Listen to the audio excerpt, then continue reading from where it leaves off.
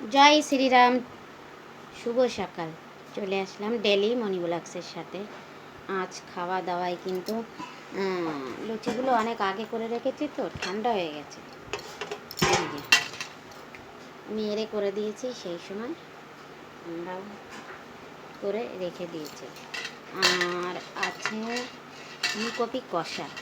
কষা মানে একটু পেঁয়াজ রসুন তো পড়িনি। ওই প্লেটটা নিয়ে যাও, ওটা ধোয়া লাগবে না। ওই কাগজ ছিল না উপরে, দিয়ে দিলাম।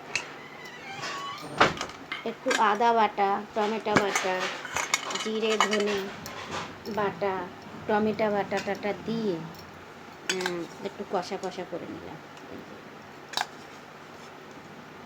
এরকম হলো কি না জানি না। এই যে ফুলকপি,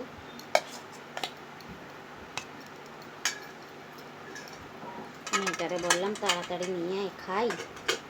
এই যে ফুলকপি কষা এরকম লাগলো, কালারটা বলবেন। আর আমি কাগজটার উপরে একটু উঠিয়ে নিই খাওয়ার জন্য।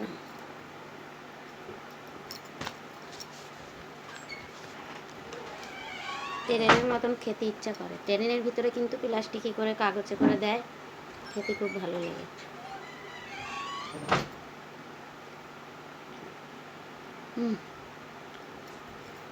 এর কোনো মানেই হয় না, নিজে যা। আগে করবা চৌথের আমি উপোস থাকতাম, তখন 5 রকমের সবজি দিয়ে এরকম একটা কষা কষা রান্না করতাম। আজ ঠিক সেই রকম, একটু আচারও পড়বে, আচার দিয়ে আরও ভালো লাগবে। আচারটা নিয়ে নিই, অল্প করে নাও। যে আচারও এসে গেছে।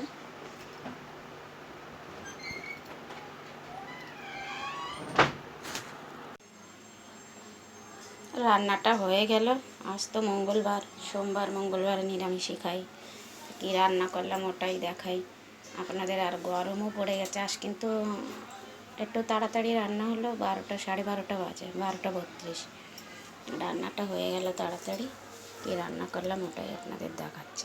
প্রেশার কুকারে ভাত আছে, দুধটা গরম করে রেখে দিয়েছি। আর এই সকালে রান্না করেছিলাম না, কপি দিয়ে আলু দিয়ে একটা মানে ঘন্ট টাইপের, ওটা একটু পড়ে আছে। আর এখন চাল কুমড়ো আলু দিয়ে চচ্চড়ি করে নিয়েছি। চচ্চড়ি তো না, এটা ঘন্ট, এটাকে চচ্চড়ি বলে না, ঘন্ট। আর এই হচ্ছে, এর ভিতরে কিন্তু আম আছে,